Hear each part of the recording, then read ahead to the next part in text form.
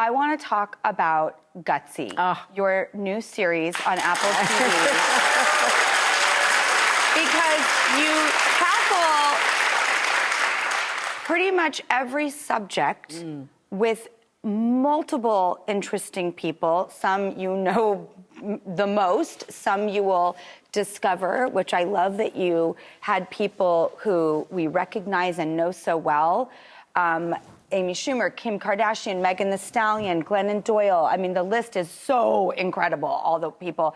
But then all the people we have never met and will never forget. And we need to know. Because we need to know their stories and we need their inspiration. Yeah. I think it is going to be a model of a format and a show moving forward. I've never seen anything like it. It is incredibly diverse in people and subject, but there's a cohesion and a format there. But I think you will see imitators and imitations that has form of flattery moving on, because I've not seen a show come together this way. Oh, well, that really means a lot to us, Drew, because we knew we wanted to use the platform we have to shine a light on women who were gutsy. And of course, we think that means that you're courageous, you're brave, you're determined, you're resilient. But we wanted to highlight women who were using that gutsiness to help other people. Yeah. Because there are a lot of gutsy people who do great things, but... And, you know, we were just talking about the climate, and one of the highlights of the entire production was Chelsea got to interview Jane Goodall. Yes. And it was I was very incredible. I was very nervous. Because she's admired Jane Goodall since she was like a little kid, when I would, you know, talk to her or tell her about this amazing woman.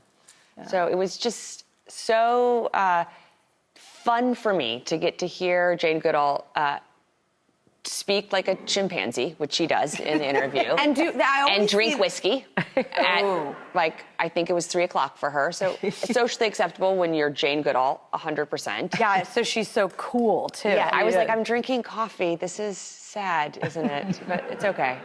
I mean, I love that you chose the word gutsy. We talked about the dictionary has expanded yet again and added new words.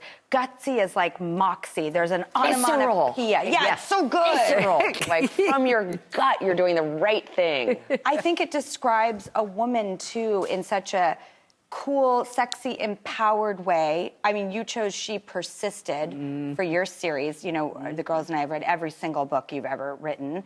We love them so much. It's, again, another show of gutsy women. Something really struck me when I was watching the documentary, amongst 100 things. But you choose to start out this series with comedians, which got me very excited because I love comedy. It's my medicine. It's my coping mechanism. But then you talk about how comedians made fun of you. Yeah. Yeah. Yes. Well, and how I had to go on a journey with comedy, because my first experience with kind of formal comedy was being made fun of as a kid. And that felt wacky and wrong to me. Like, why are these adults making fun of a child? You know, seems like that shouldn't have happened, but it did. And so I then thought, Drew, like, well, that's just what comedy is. And it wasn't until...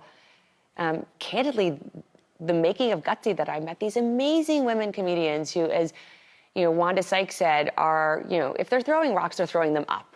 They're throwing them up at people who have power to make a point about how that power could be better used for people who don't have as much power, whether you're a child or a woman or a person of color or a member of the LGBTQ community or any community that historically has been left out of the white male patriarchy, and not throwing rocks down. And also the people who made it clear they're using comedy to bring people together. They're maybe using comedy to make fun of themselves, to invite us all to then be self-reflective and laugh at ourselves. And so it, as I say in this series, was the intervention I didn't know I needed to really appreciate what comedy can be, like, for us, for our friends, for our families, and for our communities, that it can be medicine.